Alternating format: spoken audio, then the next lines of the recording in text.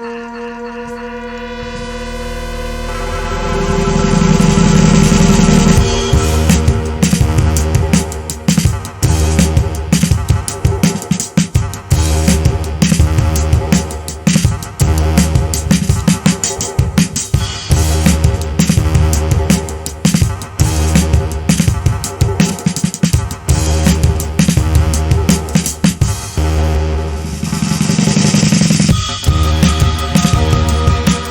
next speaker is Katherine G. Fry, and the title of her talk is Media Ecology Meets Media Literacy, an Activist Approach to Shaping the Human Environment.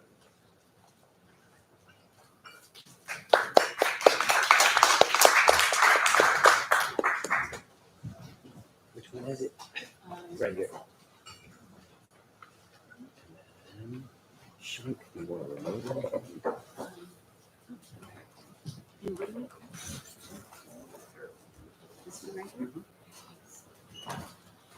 Okay, good morning, everyone. It's been a really inspiring set of talks today, so I thank all the previous speakers. This has been really wonderful. I'm Katherine G. Fry. I only have 3 slides to show, but I really love this slide that PowerPoint gave me, so you're going to have to be watching it for a while as I speak.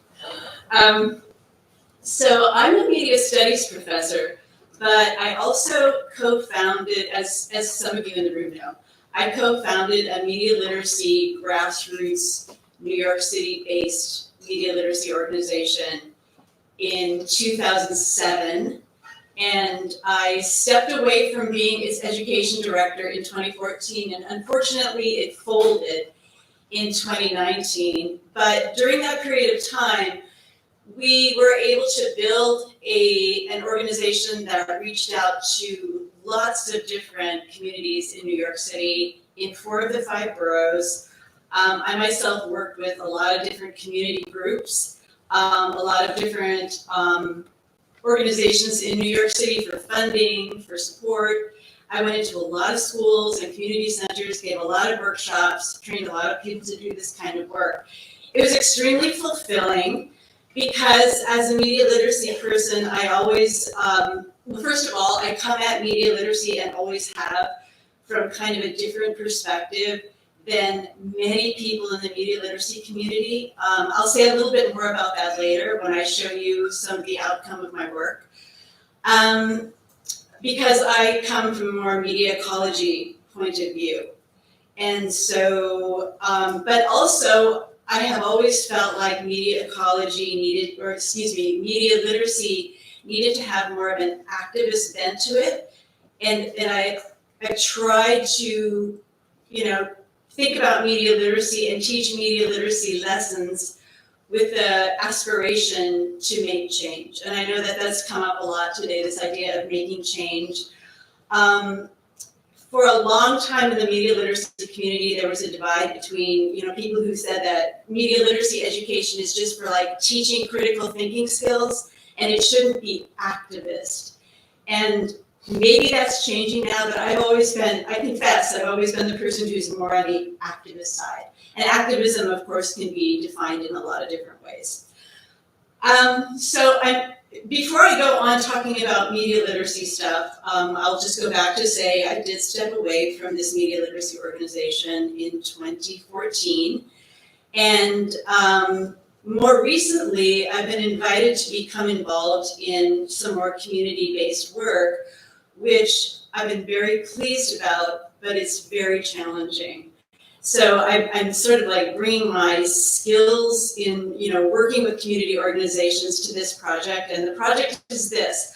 I've been asked to participate in a sister city initiative that includes working with New York City Department of Environmental Protection and Brooklyn College, and with a private organization called Ramble, which is a Danish organization.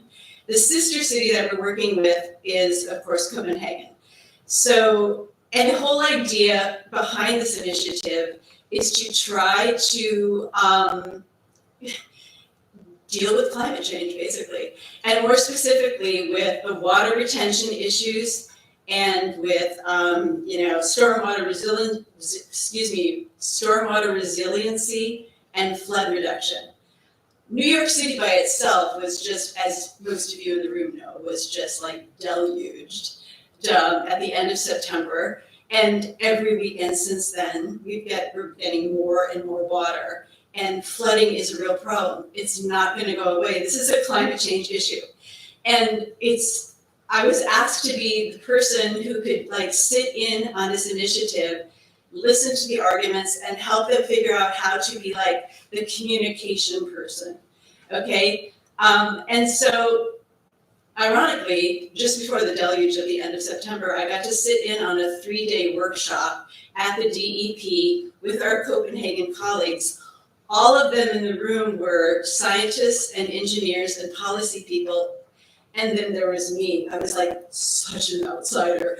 And for 3 days, I sat and I listened to them use their buzzwords and their lingo to describe what they do. And some of them I learned a lot in those 3 days. They referred to their assets, which they built, which were the green gardens, the green infrastructure, the blue infrastructure, the great infrastructure, cloudburst activity, porous concrete, which is a very cool thing, by the way. They use terms like stakeholders, public sector, private sector, MOUs, C40s, all this stuff. And most of it I could sort of get from the context, but a lot of times I had to stop and say, what do you mean by that? What do you mean by that? What do you mean by that? And interestingly, in the room, I found out that a lot of people who were the Copenhagen folks were using those terms, but using them in a very different way from the New York City DEP folks, which I was fascinated with this. Another reason why I was really interested in becoming involved in this project is because years ago, I wrote a book about, ironically, flooding. And it was about television network news coverage of the Great Flood of 1993 in the Midwest.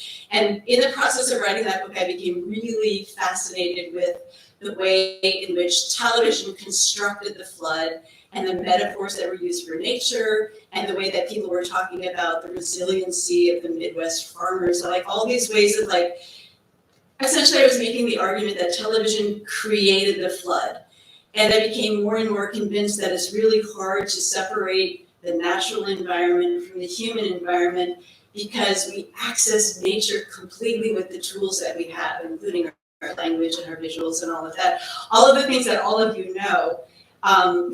So I was trying to begin the process of explaining this to my colleagues at the DEP and scientists and engineers, people within this semantic environment that I was completely unfamiliar with.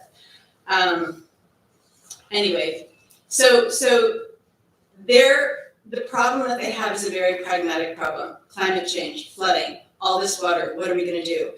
And I was asked to come in and be the person to help them figure out how to talk to all of their various different publics. And their view of communication, and I'll just say this briefly, is that they wanted me to be the PR person, to be able to explain to their publics what they're doing. How do we talk to the community and tell them what we're doing? And I'm still in the process of doing this, and I haven't quite figured out how to begin talking to them about the fact that they're doing it all wrong. And because they don't want to hear that, I've started the conversation, they don't want to hear it. They have a very sort of top-down way of thinking about how you go about this process. And mine, of course, is, and thank you for being my people. I think you'll understand their frustrations. I'm very bottom up in my approach. And because of all of my work in the community already, I know that the first thing you do is listen. You go and you talk to people and you try to understand, what do they know? What are the meanings that they attach to the flooding? What is their relationship with the DEP and the mayor's office, et cetera, et cetera? You have to sit and listen to them and talk to them and find out how you can take their understanding and create trust, build trust, overcome the misgivings that they have and the anger that they have. It's a huge process. So like I said, I'm first starting this process. The DEP, not to diss the DEP, I mean, they do what they do, they're great, but they just don't understand that they're not the only ones who have like good ideas. And, they're scientists, not to diss scientists at all, but they think very much as like we have all the answers. And I'm trying to explain to them that it's a lot more complicated than that. So, so I think I'm going to kind of move on. You're probably tired of this slide, so I'll give you another one. So where am I going with all of this? Well, when I was working with the lamb, I learned a lot working in the community, and since I've stepped down, I've been teaching a model of media literacy education to mostly graduate students at Brooklyn College, and I've come up with this model. I call it the Dynamics Media Environments Model. And yes, it's a I'm using the metaphor of physics not because I'm a scientist, but because I absolutely love thinking about this dynamic process, the way that I see the way that a media environment is created with a medium at its center, and with these 4 prongs or components, I refer to them: context, power, content, and paradigm. And I won't go into a lengthy explanation of all of them here, except to say that, because I obviously don't have enough time. But there's a book, and that's going to be my last slide. I'll wait for just a moment. So I am using this as a way to be able to think about and talk about this specific problem that I'm dealing with the DEP, and to try to teach them, but also to act on understanding what the media environment is that can be useful as a practical tool for teaching people about this issue of water resiliency and climate change, and create lessons around it. And I feel like my job is to teach the DEP and the mayor's office folks and the folks from Copenhagen, but I also realize I have a lot of limitations. Because referring to context, New York City is a very specific context. Copenhagen is a very different context in terms of culture and language use and understanding. So I don't know that I'll have a lot to contribute to them besides, this overall picture. But I think I can do a lot in terms of context in New York City because it's a context I know quite well. The only other thing that I will say about this model is that it really differs from a traditional media literacy perspective, because in most media literacy perspectives, the focus is content. Content is like the absolute focus of everything. And here I'm totally decentering content and saying it's part of all these other things, like the context of where you are, what time, what era are we in, what else is going on, who are the power players that are also part of this inextricable connection of all of these various different components. The paradigms refer to the beliefs and value systems, all of which intertwine with content, shape content, the medium, of course, being the nucleus, the constraints of the medium in general, et cetera, et cetera. And I know this is quite complex, but I can't think of approaching any sort of issue without it being incredibly complex. And it's all in this book, which has come out recently in June. And it's basically, in this book, I'm explaining all of those concepts in much greater detail. And I also explain or offer various different tools, pedagogical tools, for how you teach them separately in a wider media literacy effort, as a way to get people to start thinking more holistically or comprehensively or media ecologically about how the media environment is created. So it's a lot, and I didn't have a lot of time to talk about it, which is fine, but it's there in the book and it's available from Routledge. So thank you very much.